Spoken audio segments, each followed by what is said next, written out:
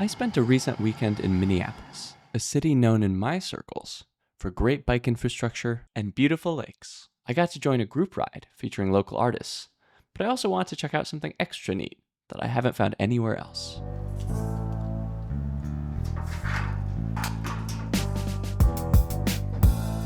I'm here with Laura Mitchell in Minneapolis at the Minneapolis Cargo Bike Library. So Laura, thank you so much for talking to me. First of all, what is the Minneapolis Cargo Bike Library if someone hasn't heard of you guys before? So it is a partnership with the Bicycle Alliance of Minnesota, the Lyndale Neighborhood Association, which allowed us to have this space, and Cyclehoop, who designed and builds these secure bike shelters. And our goal is to ensure that Minneapolis residents have the knowledge, skills, and experiences and resources to be able to replace car trips. So we have a fleet of cargo bikes. There's 3 of them here right now, 2 longtails and a bunch bike, which is a front loader trike. We have a variety of bikes in the program right now, about 6 bikes. And folks attend a 1-hour orientation in which we go through the curriculum from the Bicycle Alliance of Minnesota, going over how do you ride safely in the street, what do different bike lanes look like, how do you do hand signals, fit a helmet, lock up a bike. And once they complete that orientation, they get access to our booking platform where they can request any of these bikes for free for a week. And when they come to pick up their bike, I or one of my volunteers are here and we walk them through everything they need to know about how the specific bike they're borrowing works. So from turning it on, adjusting the pedal assist, making sure they know where to change the gears, how to get the kickstand on and off. And then they're on their way. They get to keep the bike for 5 days and bring it back. Yeah, that's awesome. And what inspired you to start that? I mean, that seems like a lot of work, if I'm being honest. So what motivated you to do that? It is a lot of work, but it is so rewarding. My own family bought a cargo bike several years ago, and it was just a game changer for us. So I experienced the financial benefits of we were able to replace a car. So we sold our second car, replaced it with a cargo bike. The cargo bike was not only cheaper of a purchase up front, but ongoing costs as far as we didn't have to pay for car insurance on a second car, didn't have to pay for gas. Repairs are so much cheaper on a bike than they are on a car. We had 2 kids in daycare at the time, and so that was a really key time for us to be saving some money on transportation and be able to put it towards their daycare tuition. So it was incredibly helpful from the financial aspect. And then health-wise, like my mental health and my physical health are so much better when I can be active. And as a busy full-time working parent who's also doing a bunch of volunteer stuff, being able to fit in exercise time into my commute time was incredibly helpful and much more possible when I was doing that with a cargo bike. So I found benefits that way. We also moved here in 2019, and so I was relatively new to the city, and being able to get around by bike allowed me to learn the city better, to make connections with others while we're out and about, like the conversations you have with folks. You actually have the opportunity to have conversations with folks when you're riding a bike as opposed to when you're closed off in your car. And so that had me feeling so much more connected to the city. So all that to say, my life was changed for the better when we got a cargo bike. And I knew, especially with a lot of these direct-to-consumer bikes that are more budget-friendly and more entry-level for folks who are not quite sure if a cargo bike is going to fit their needs, it can be incredibly helpful to have someone walk you through that learning curve of figuring out how the cargo bikes work, what the various options are, what might fit into your life and your needs.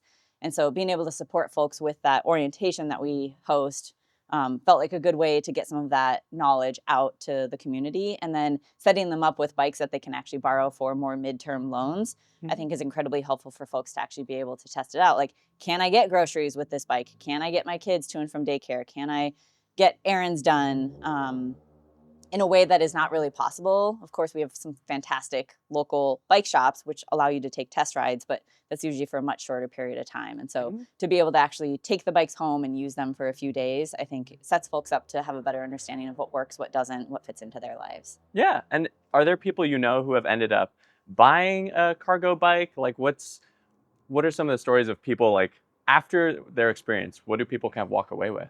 Yes, we definitely have folks who are buying cargo bikes after they borrow ones from the library. We recently conducted a member survey. We call the folks who have gone through our orientation members. And 81% of our members said that they utilized or were planning to utilize the Cargo Bike Library to evaluate cargo bikes to inform a future purchase of their own. So that's definitely something that's happening. Yeah. And has helped benefit us because I think the cargo bike companies see that as an opportunity for them. So we started our program with just 2 bikes, but then ended up getting a bunch of bikes donated from cargo bike companies, which has been a huge benefit to the community and obviously good for the cargo bike companies too. But yeah, folks are definitely testing out the cargo bikes to understand what fits into their life and making purchases. We also have some folks who maybe a cargo bike is not in the budget for them. Maybe they actually don't need one in their normal day to day, but they have family in town with young kids that they want to cart around, or they want to get their dog to the vet. The bunch bike is especially helpful for that.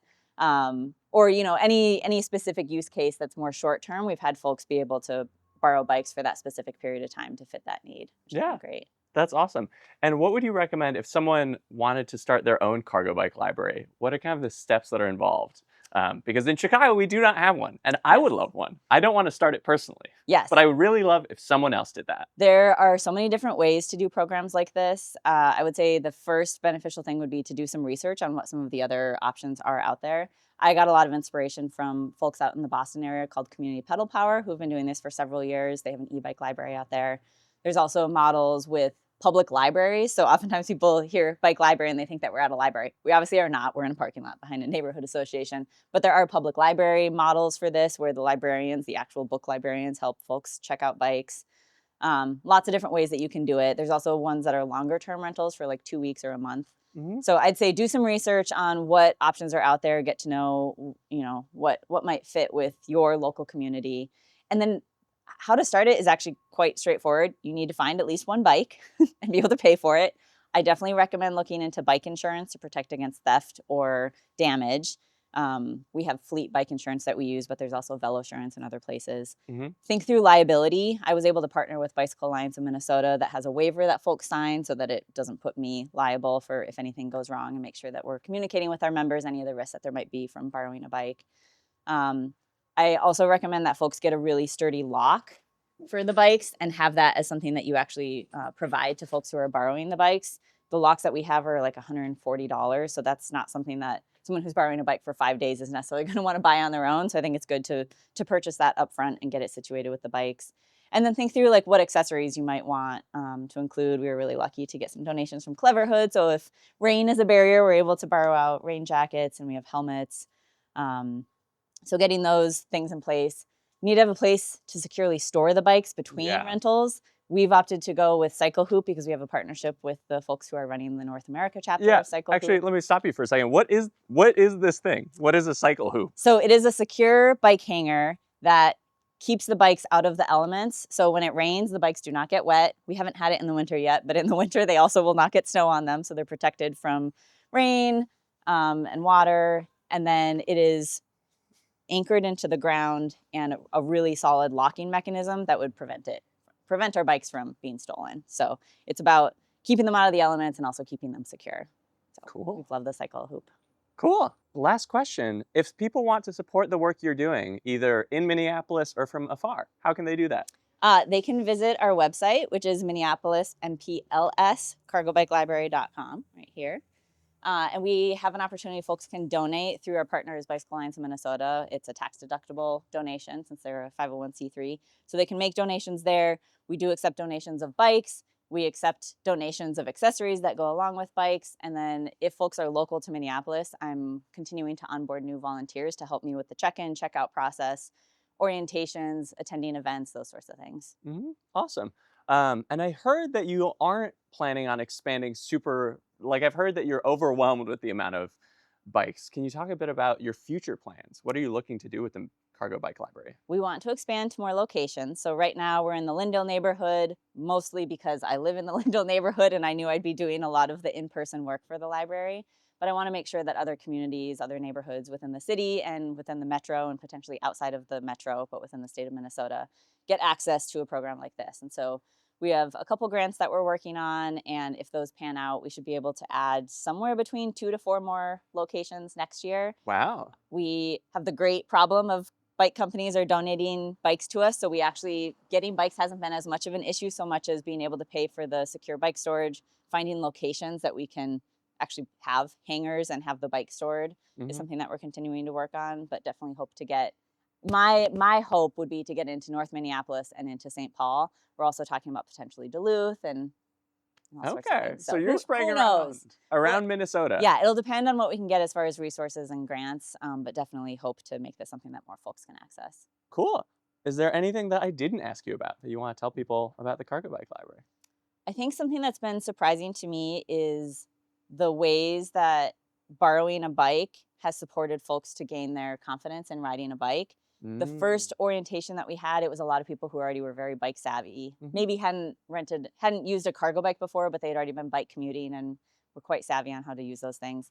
Since the first orientation, we've gotten a lot more folks who haven't ridden bikes sometimes in decades, but see the potential of a cargo bike to actually replace car trips in their lives and take it on. And so one of the bikes in our fleet is an upright trike, and we've had folks with mobility needs, balance needs, and like seniors who have found that one especially helpful to get them out in the world and running their errands and going for joy rides and exploring the city.